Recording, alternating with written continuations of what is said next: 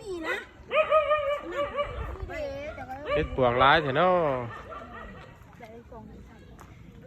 ขายกองจะได้หรือเปล่านี่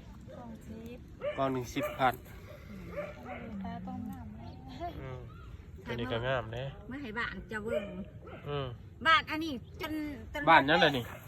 บ้านยังนี่บ้านเต้นรถมีจะมาจะปลูกว่าไม่ไงเฮ็ดหันโบคงจะบอกว่าปลูกแล้ว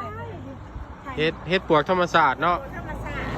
เฮ็ดดอกใหญ่งามนี่นี่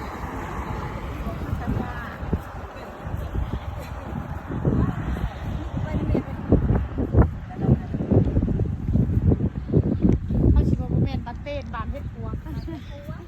บ้านเต้นเมืองเรางามเนาะมันหนาวแล้วเฮ็ดปวกก็จะเอาบ้านข่อยมันออกตลอดตั้งแต่เดือน6จนหอดเดือน11เฮ็ดปวกนะบ่แม่นล่ะจนเขามาปลูกบ่เฮ็ดโอ้ยดอกกระดองใหญ่เนาะดอกกระดองใหญ่หวดใหญ่ใหญ่เนาะทำแม่ได้ใช้หวดแรกให้มันใหญ่หวดโตเข้าไปได้5,000 ลิตรแม่ใหญ่เนาะเป็นพวกดอกบ้านเพิ่นมีแต่ดอกใหญ่บ้านเต้นเมืองเรางามสารวัตรข่อยก็อยู่สารวัตรนั่น